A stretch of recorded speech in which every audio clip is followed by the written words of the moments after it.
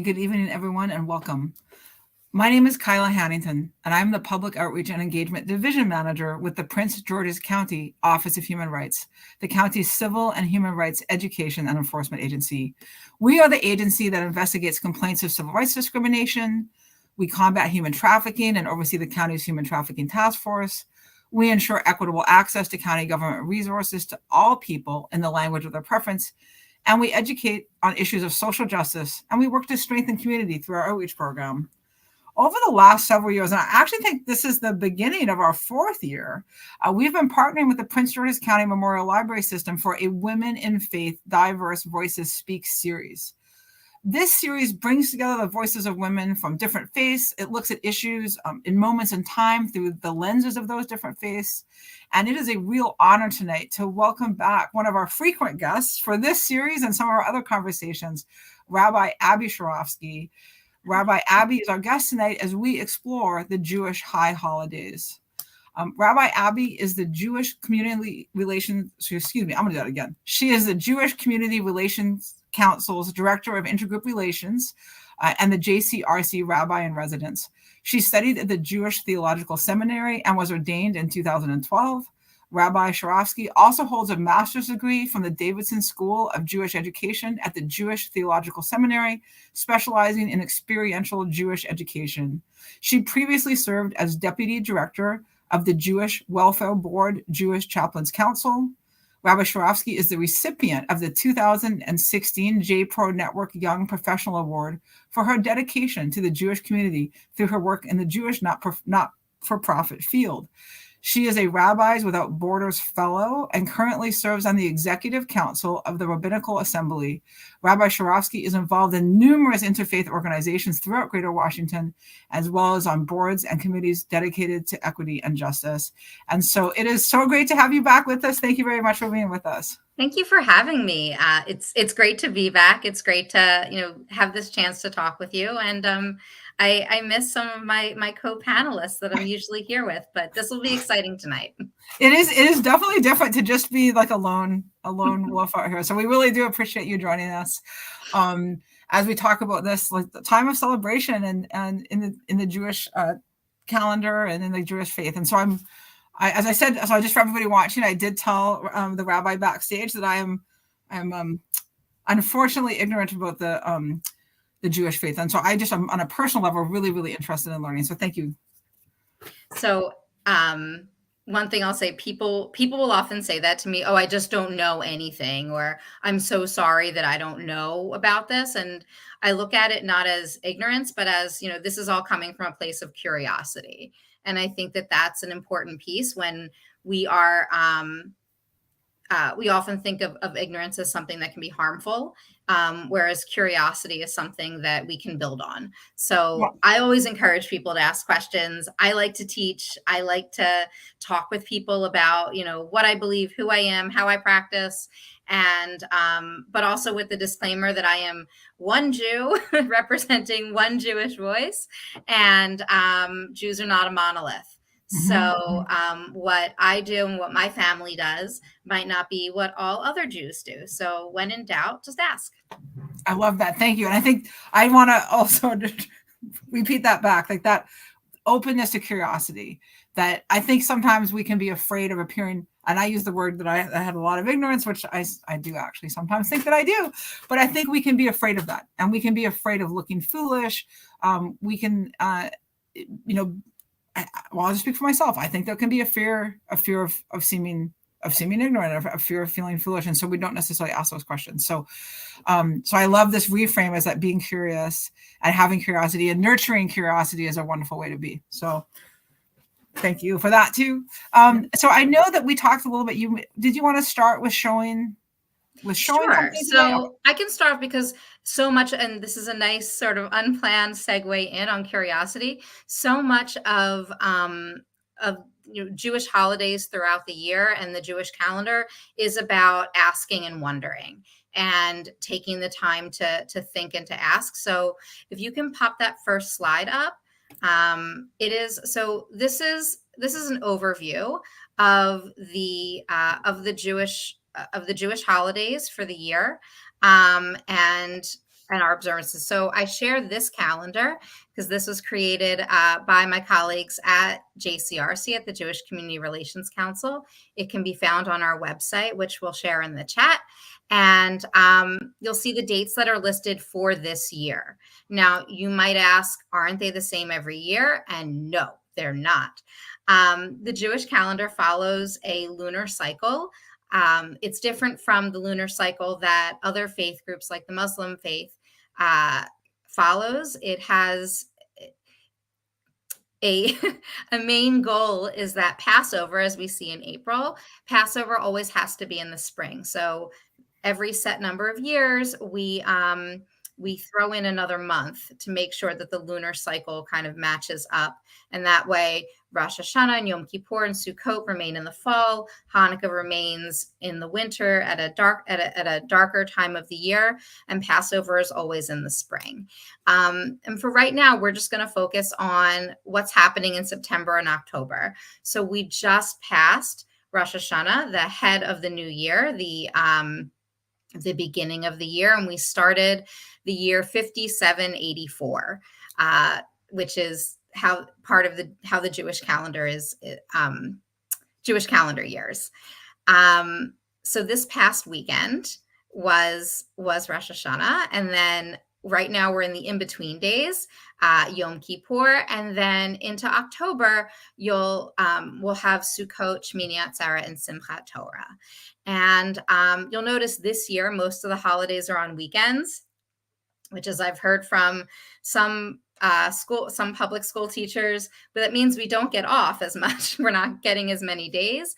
But I've also heard from people, this is great. This means I don't need to take as many days off of work, which is always sort of a complicated piece and something that my office ends up talking about a lot with people. How do you approach taking these days of observance off from your work, and what does that look like from a DEI perspective? What does that look like from an HR perspective?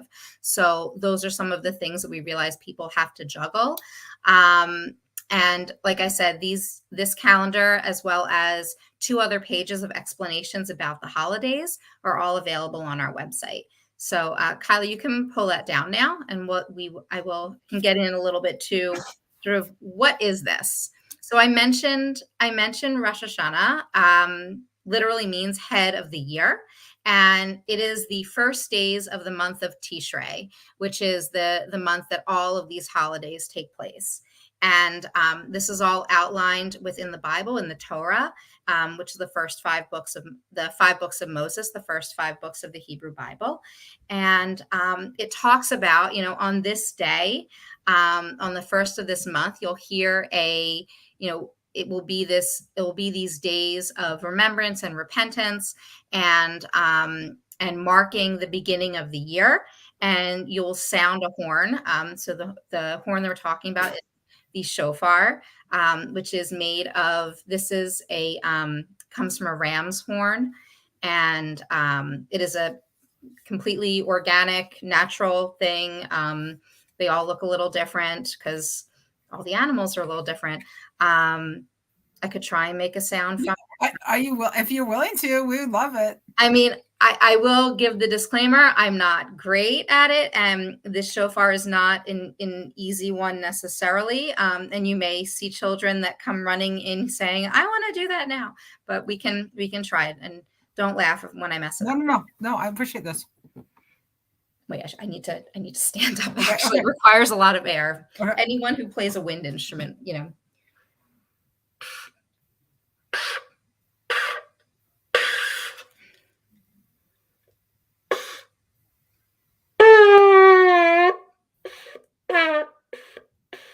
It's not okay. That's about all we're doing. But I can see that takes some effort. Yes. And probably practice. But yeah. Mm-hmm. So I'm not trying. I know that you're midstream, but can I ask you a question about this? So you talked about this at like the beginning, and this is Rosh Hashanah, the beginning of the month that you mentioned, and I'm sorry that I don't remember the name that you just said. Tishrei. Okay. So when is the horn, like? Is that at the midnight, or how does that part work? Great question. So actually, we don't just the Jewish people don't just launch into the holiday. It's not just, oh, you go from nothing to Rosh Hashanah. Because this is Tishrei, the whole month it's a month of beginnings, and it's a month of really starting out and looking at sort of who you are and who you were in the past year, what's going on, what are your intentions in the coming year, how are you in relation to yourself, to God, to your community, and just really doing that sort of like deep personal work. So you can't just, anyone who runs a marathon or participates in a major sort of endurance exercise activity knows that you don't just go from sitting on your couch to doing this. You need a whole buildup. So actually the month before Rosh Hashanah, the month of Elul, is a time of that buildup. And every morning that month, the shofar is blown. Oh. There's a special psalm that's read each morning, and there is, many communities will sound the shofar Sunday through Friday morning.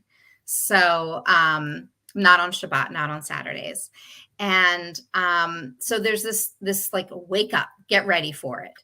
And it's not the full sound, like the full shofar sounds that we hear on Rosh Hashanah. It's abridged. But it is this idea of, you can't just launch yourself into this holiday season. You have to really prepare. So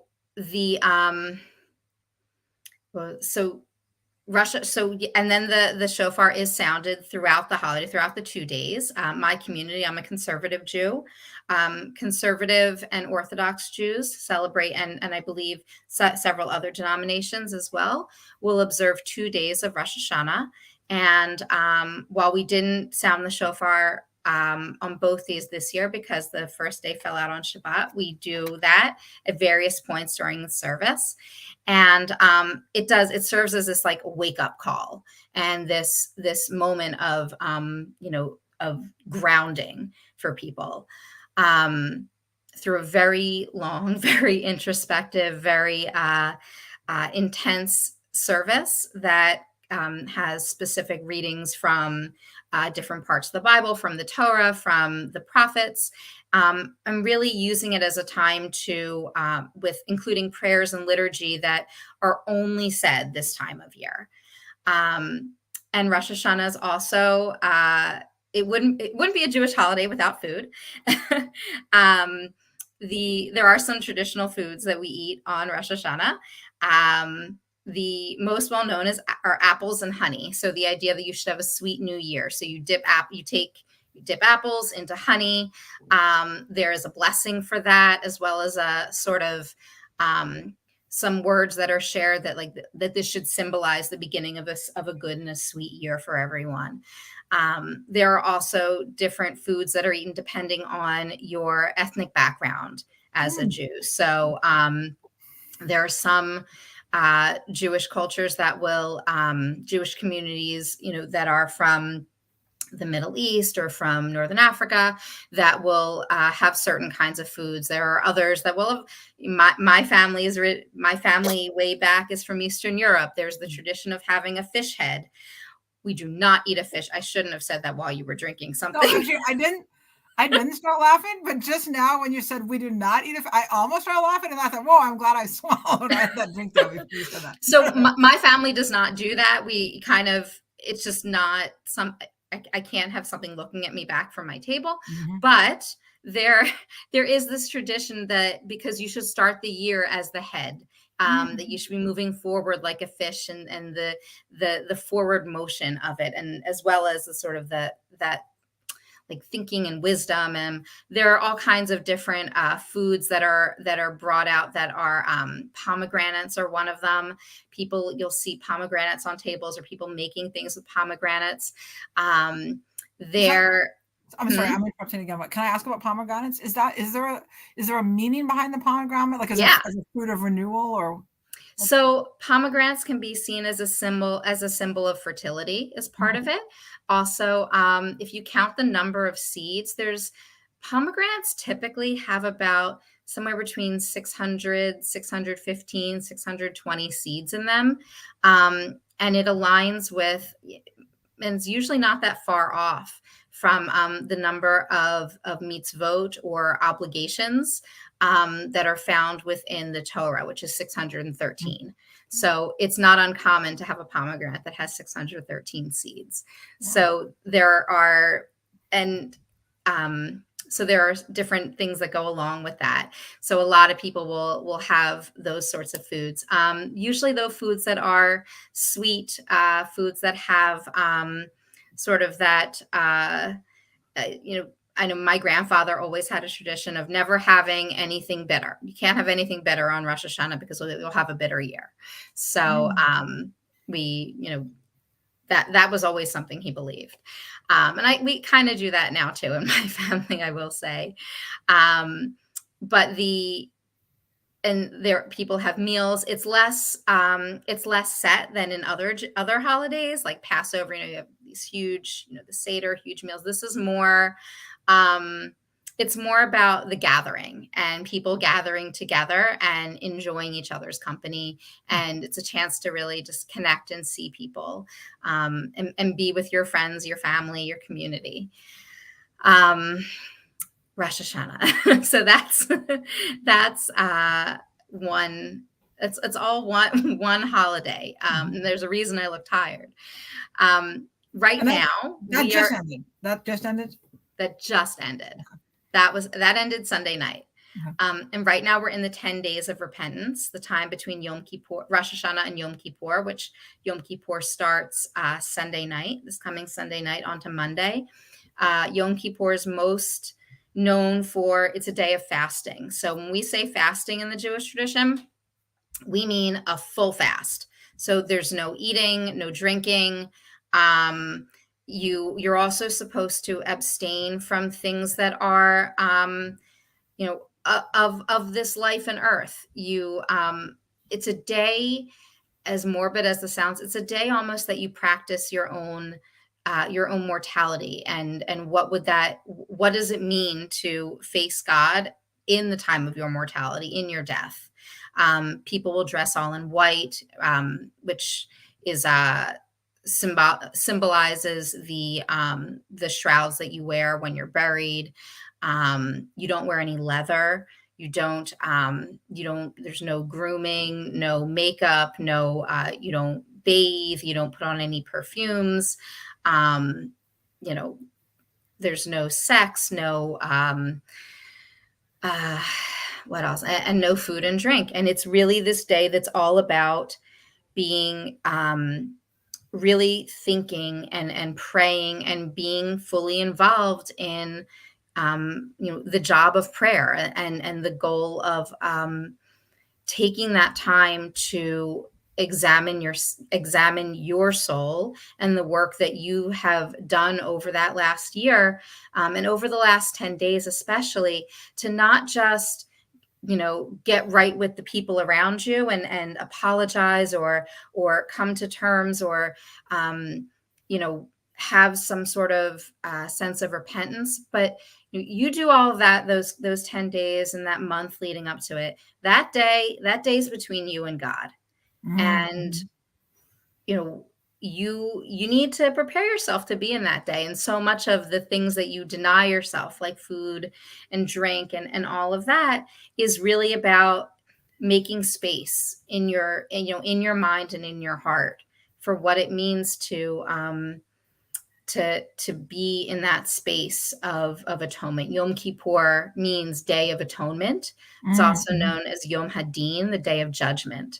So the idea that on Rosh Hashanah, God is, watching and thinking and looking to see what is happening and writing, inscribing you, either in the book of life or in the book of death. And Yom Kippur, the idea is that it's sealed and that whatever will happen is known to God at that time. And that is the year. it's morbid. I will say it can be a distressing time for a lot of people. Mhm. But it's also a time of, being able to say, I am in my, I have done all I can. And Mhm. now this is beyond anything that I control. And we humans don't like to give up control.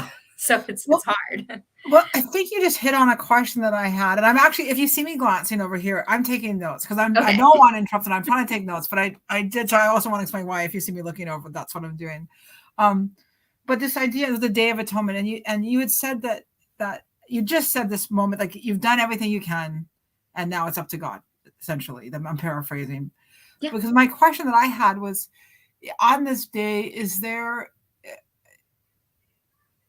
a feeling of like it's too late, like that this is it, or is there an element of this kind of like if you said it's a day of atonement or a day of judgment, if in that experience one feels, and I don't know if this is, because you've had the lead up, if anyone gets to this point, but if on that day you're just like, I've been terrible, that's your kind of outcome, is there something at this point, is there something that you can do, or is that really just giving it over to God? I mean, there is one, school of thought that while, yes, the the book closes and everything is sealed at that time, that the gates of heaven and the God isn't fully, set on things actually for like the next 2 weeks. So you have a little more time. um but there's also this idea that there will also always be there will be next year. It's not a unlike some, in Christianity, the idea of confession and absolution and things like that. It doesn't operate like that in Judaism. It's this idea of uh, talk a lot about the word teshuvah. And teshuvah is often translated as repentance, or you need to repent for what you've done. But it also means return. So no matter what, when you're doing, when you're in the act of teshuvah, you're in this act of returning and sort of recommitting, re-examining, always coming back to something. And I like to think of it that way, of a there's only so much I can do to, apologize for things I've done or to try and change things, but I also know that I can't always do all of that. Um, I can't always do all of that. Sometimes I need to just realize that there will be another time. I'll come back to this moment, or I'll have an opportunity to do things differently, or maybe I won't. And then I just need to find a way to, what do I need to do to adjust? How do I need to sort of course correct on things? It's not going to be perfect. So it's more, would it be fair for me to like frame it as you have the 10-day period? It's 10 days, right? Between Rosh Hashanah and Yom Kippur? Yes. That, Well, yeah. oh, it's ish. Okay. Ish. A period of time.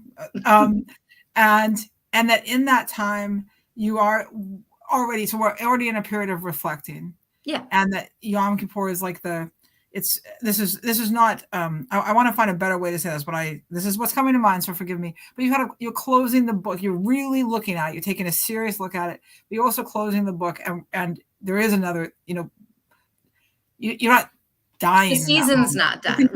Right. Your life, you as are continuing, but you've done this reset or this real check-in. Is that a fair summary? So I'll also let you in on the sort of how it all flows during that day.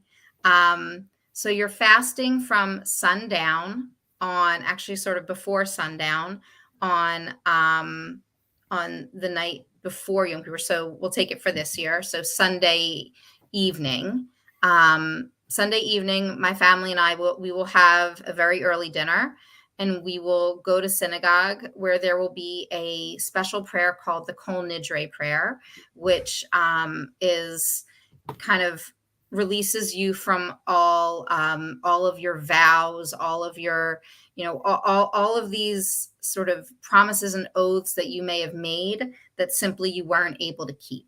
So there's already this element. You're starting off with this formula of, we know that you're not perfect. We know that humans sometimes don't get everything met the way they thought, and that's okay. So we're just going to take this, like, we're taking this off you right now. Let's start there.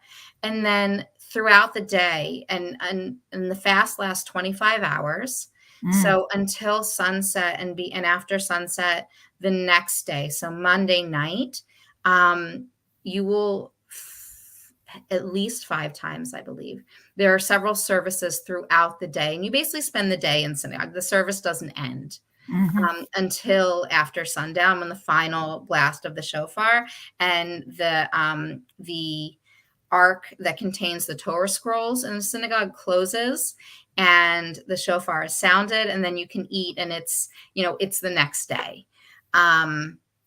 But during that time, you say that there are specific confessional prayers. There are specific prayers that talk about, both what I as a person have done, for the sin that I've committed in gossip, for the sin that I've committed in,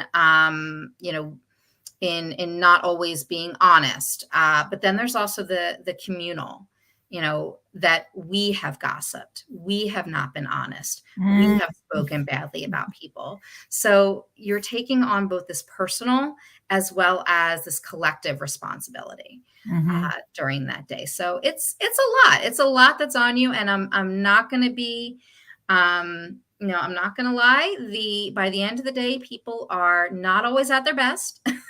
They're a bit cranky. They're tired. They really want food. And it's a lot. It really is a lot of a day. But it's supposed to be. And then you're home, and you have, a lot of people will break the fast with breakfast foods in this country, in our, I guess, sort of Jewish American culture. There's, people have bagels, people have sort of more breakfast brunchy type foods. And again, it's this, a lot of people sometimes families will gather together. They'll have a big break fast. Other times it's we have to go to work the next day. And that's the thing. We have to go to work the next day. This happens.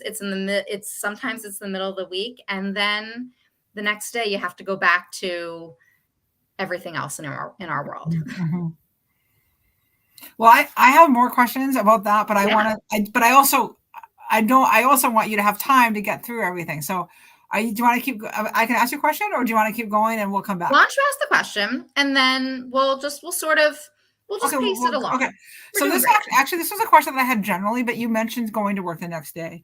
And in your very opening presentation, you talked about work and what does it look like, and how, and so, how do I ask for time off, or when do I get time off? And so one of the questions that, I just kind of wanted to talk about what that is like. And I had a kind of a bigger question too, which is like experiencing clashes with dominant culture, as and I think we could maybe look at holidays through that lens. Because then I have a second question. I have a lot of questions, but I'll ask you this one too, and maybe we can just kind of have a kind of broad conversation for a second. Sure. Is what can non-Jewish people do to be more supportive? And I think we might get there as we talk about holidays. So those are some themes maybe we could talk about just for a second. So I get asked this a lot, especially when people are, when I'm speaking with groups about things like anti-Semitism and bias, and they're surprised when they say, well, what can we do, to support Jews, and what can we do? And I said, learn the calendar. And when people, when a Jewish colleague says, I have a holiday tomorrow, believe them. Like, actually believe them that it's a real holiday. Too often, people will say, well, that Jewish person isn't taking off for the holiday, so why are you? It goes back to the question of the point that I made before. Jews are not a monolith. We'll see it in schools. one family that's more religiously observant than another family may take 2 days off, which I'll talk about, which happens with Sukkot. May take 2 days off and not one, or take days off at all. And what does that mean when other kids in the class aren't? And what does it mean for teachers to believe a child that says, no, it's not about missing a test. It's not about skipping practice. This is something that's important to me, to my family, and to who I am as a person, as a Jewish person. It's also very hard. And unfortunately, we do hear from people that their places of employment, while they realize they can't directly penalize them for taking holidays, will say things like, well, we can't reschedule everything just for you, or we're having this company event or this big gathering on Yom Kippur, you're the only Jewish person here, so we can't really do everything only about you. And people will come back and say, but you wouldn't schedule you wouldn't schedule this on Christmas Day, which is one of the most important days in the Christian calendar. So, well, the office will be closed. Exactly. Right. This is, Yom Kippur is the holiest day of the Jewish calendar. And if there is any day when you're going to say, when as an employer, as a, someone who is holding power in a work dynamic is going to say, like, yes, I understand and I respect your day, that one's it. And Rosh Hashanah, like, those are the biggies. We're here, and that's it. We're here right now, and the most important time. Yeah. Right. Most important time. And I, giving a shout out to Prince George's County Public Schools. 2 years ago, I think it was, school was scheduled to start. They had scheduled school to start the day, either the day after Labor Day or, but whenever it was, the first day of school was going to be on Rosh Hashanah. And there were some teachers that I'm going to miss the first day of school. This is, what do we do? And I believe the school district moved it. That they made arrangements and if it wasn't moved, then the district was able to make arrangements, make that a sort of not instruction, but they accommodated. They figured out a way, and they accommodated, knowing that there isn't a huge population of Jewish students in Prince George's County schools. There are Jewish teachers. And that it's important for their teachers. It's important for the few families that are there. And what does it mean, even in such a minority population, to be able to honor their holiest days of the year? So, good job, Prince George's County. Yeah. Not all places are like that. But I think we're very fortunate in this region that there are schools, there are places of employment, there are, county offices, et cetera, that get this, and that there are people that will talk about this and are receptive to, hearing this is an important day for me, and I need you to respect that. Good. So, do you want to continue? And I don't know if you've seen, I have a long list, but I know I feel like you could just keep asking. No. So why don't I talk a little bit about Sukkot and Shmini Atzeret and Simchat Torah? I was just saying, I know we have some pictures coming, so I want to. Yeah, so we have some pictures. Yeah. So let's jump to the pictures, actually, because that will give, because I can talk with them, and my family is cute. So, well, I'm gonna go to the next one. So, I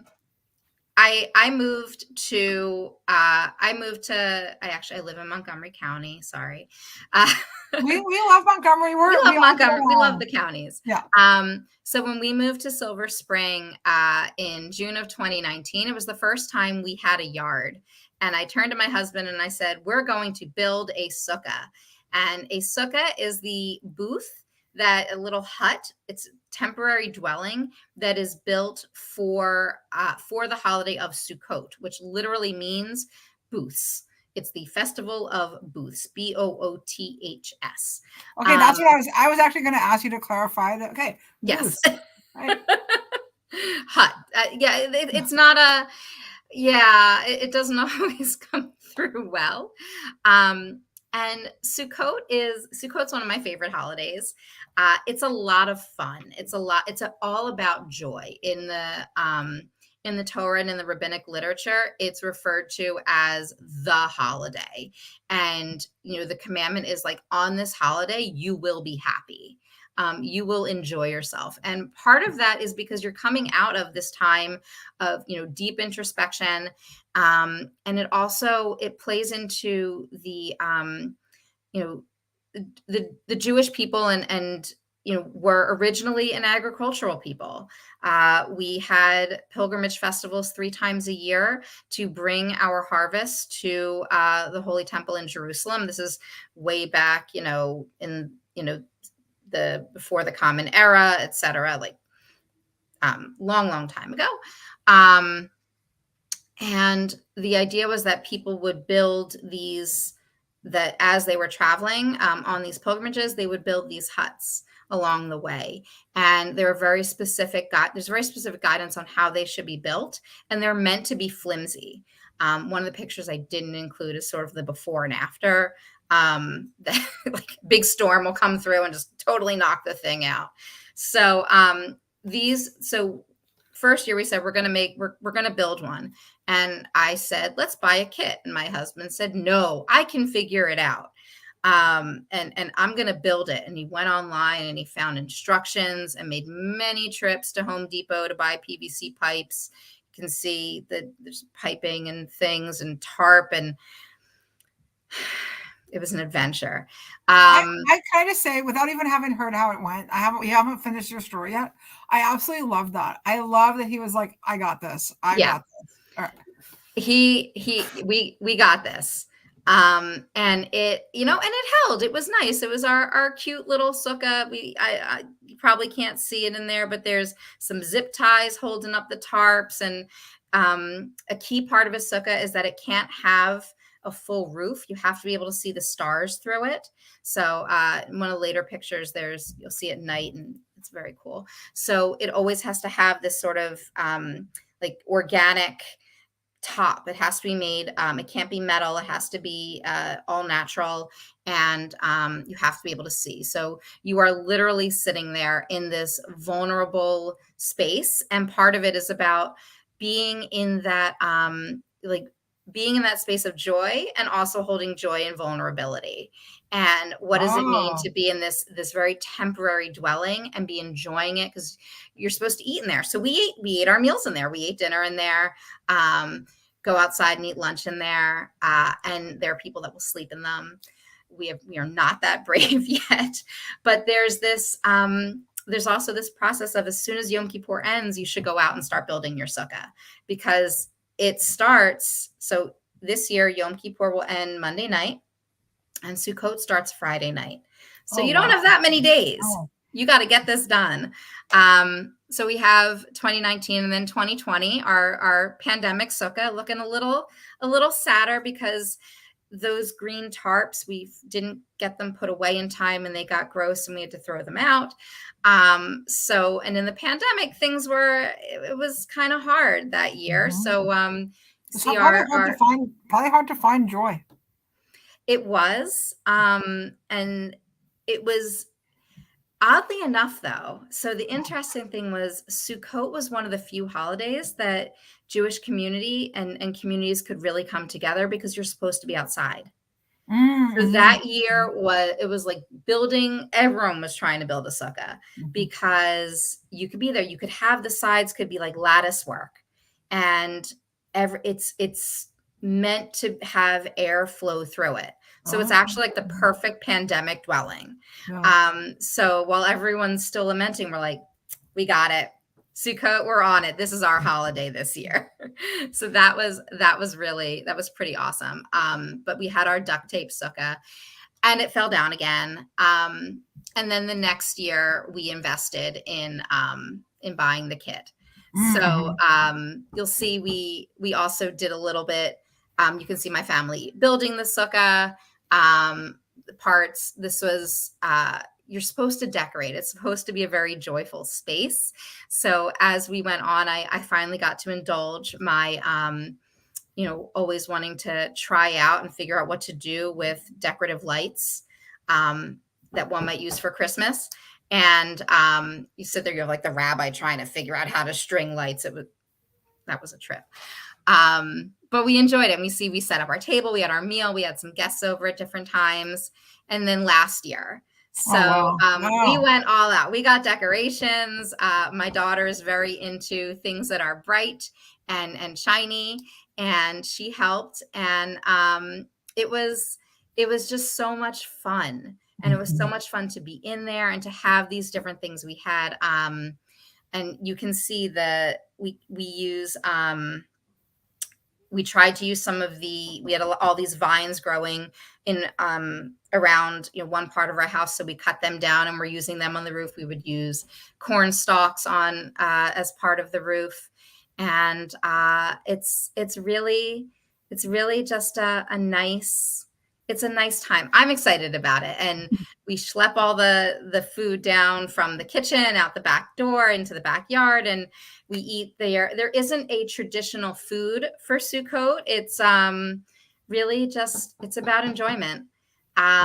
There are items that are typically used in the synagogue. These 4 species that are held together: a citron, an etrog, which is citron, as well as a palm, a myrtle, and a willow that are held together and are part of the prayer services during Sukkot. So those are also, it's because once again, it's all about, agriculture and celebrating that. You can, and those are all the pictures I have if you want to pull the slides down. Well, those are great. I mean, that's so bright and wonderful. Can I ask a question? Sure. Another question. I'm so sorry because I do want to get. I know we're not. I want to. It's okay. It's okay. We're moving. We're moving just fine. Okay. So one question that is probably silly, but I'm going to ask it, which is, so you're outside, and I understand, and I love this idea of the joy and the vulnerability, like that. I felt moved just even hearing that description. But I do have the question, which is, eating outside, it's raining. Do you just go for it? Oh, okay. We'll just take a minute. This is the thing with live programs. Things happen. So right now, my kids are right outside my window and are trying to talk to me. Oh. And I am trying to ignore them. I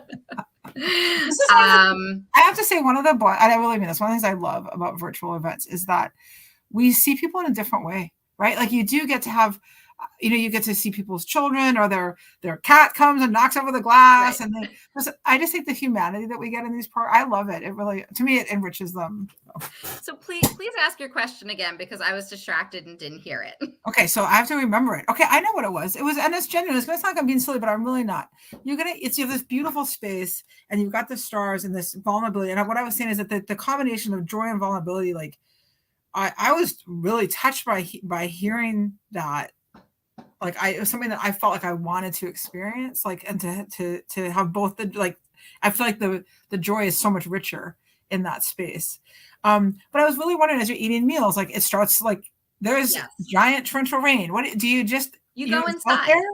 You go inside, because while there's this idea of joy, you also aren't, like vulnerability, you also aren't supposed to, make yourself, you shouldn't be overly uncomfortable or sick. So there is there are many rules about how big a sukkah should be, like the minimum size, what can be used. And one of the rules is you can't use any material that's going to be smelly, because it shouldn't have a bad odor about it, your sukkah. It shouldn't, so you couldn't use something that's going to,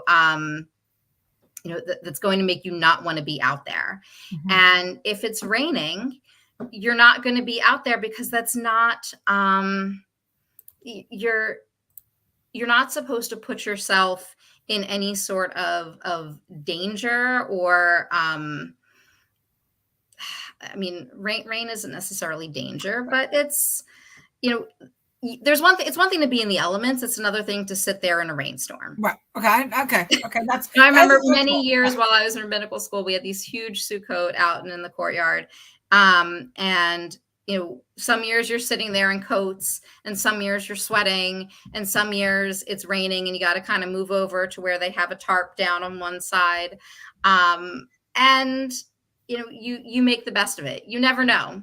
And that's part of the unpredictability. Last year, I was trying to host a gathering during the week, and I ended up having to cancel it. And someone she's just like, I'm really annoyed that it was canceled. And I said, but that's Sukkot. Sometimes sometimes it gets canceled, and that's all you can deal. You just have to go with it, because nothing is certain. It's a nice thing. We hope it will happen. We hope it's going to be wonderful and lovely. And if it doesn't work out, okay, you just have to roll with it sometimes. And I think that's also a piece of it. It's teaching you that you have zero control over the elements, and best laid plans can sometimes just get rained out. Yeah, that's some life advice, right? I mean, as you said, it's like we hope it's going to be awesome. We hope it's going to be wonderful, and sometimes, wow.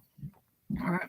So, in asking about like the rain and everything, so at the end of Sukkot, so Sukkot is a 7-day long holiday, and on the 8th day, there's this day called Shmini Atzeret, which literally means the 8th additional thing. Like it's the extra time, and many Jews who celebrate it for 2 days, the second day of that will be Simchat Torah, which means rejoicing in the Torah, in the Torah scroll. So Shmini Atzeret marks this period of agricultural change.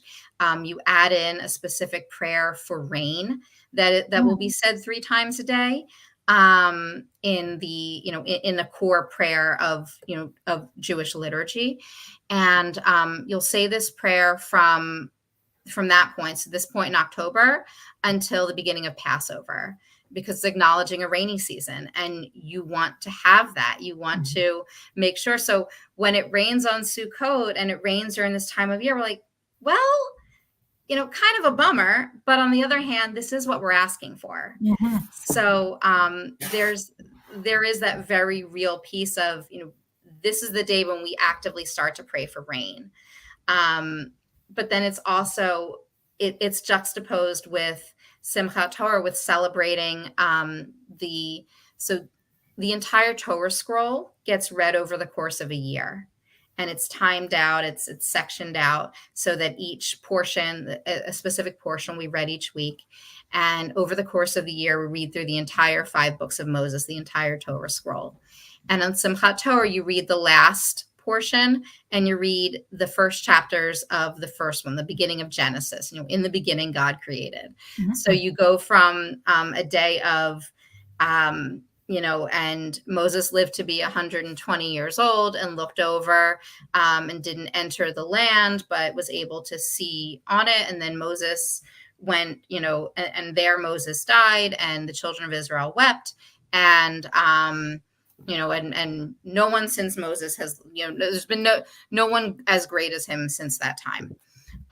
This is the very brief synopsis of that chapter, of those verses. And then you turn the page, kind of, or just flip it open, flip it over, and start again. In the beginning, God created.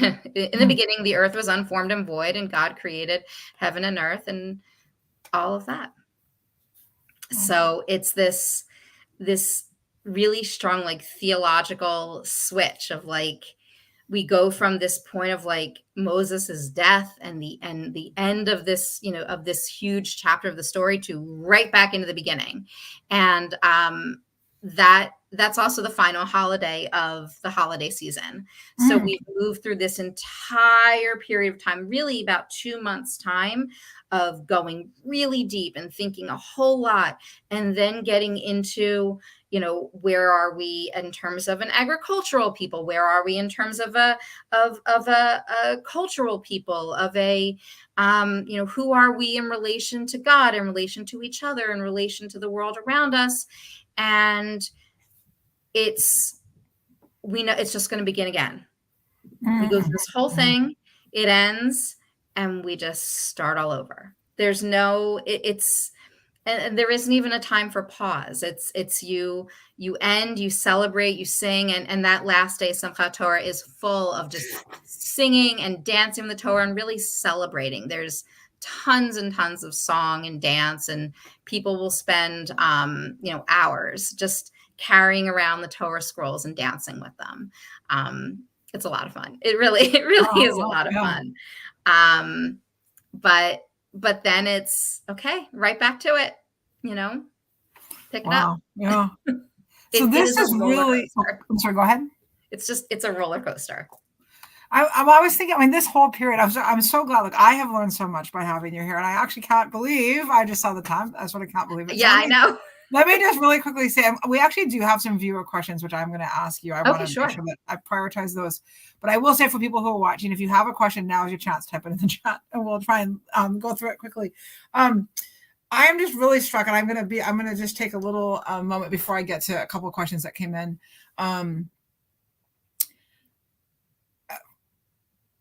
As a non-Jewish person, of course, one of the things that, I celebrate Christmas. And even if I didn't, I live in dominant culture. So Christmas. And so what I see then, of course, and I think you and I have actually talked about this before, right? I want to talk about it in this context, which is, people who maybe don't know a lot about Judaism or are really trying to be, I think it comes from a place of such welcome and intent and good intentionality, equating like Hanukkah with like the big Jewish holiday, right? So I'm so glad you were here to talk to like where we are and why this is significant and how awesome it is. But one of the questions that came in, I kind of want to talk about. I think it intersects because we got a question from one of our viewers, which is, what is an appropriate way for a non-Jewish person to greet a Jewish person, especially as it relates to a Jewish holiday? So is it okay to say happy, insert holiday name here? And I know that, of course, we see that with Hanukkah. And so I wouldn't mind maybe talking a little bit about how is that for folks, and how maybe can we do a better job? But also, like, would you say happy Yom Kippur? Like, would that? So it doesn't seem very happy. I don't know. Yeah. So oddly enough, there in rabbinic literature, when I say rabbinic literature, I mean, 2nd, 3rd century, the Talmud, rabbis who this is going way back. There are discussions that Yom Kippur is actually a joyous day, because they're the types of sacrifices and the types of prayer, and that there is joy there. You don't necessarily say happy Yom Kippur, though. People will say have a meaningful Yom Kippur. I've heard people say have an easy fast. I don't particularly like that one because I don't think the fast should be easy. So I'll say have a meaningful fast. And I think that's what it, sort of where it comes from. Saying happy holidays or simply Shana Tova, have a good year, that works throughout, for Rosh Hashanah and Yom Kippur, because you are still in that sort of new year feeling. When you get to Sukkot, when you get and Simchat Torah, Shmini Atzeret, it is a time, happy holiday is fine. We actually will say that in Hebrew, Chag Sameach, that your holiday should be happy. So it's an entirely appropriate greeting. But if you're never sure, you could always say, I know I hope you have a meaningful day. Or I hope it's meaningful, because that's really, you might catch some people off guard with that one, but that's okay too.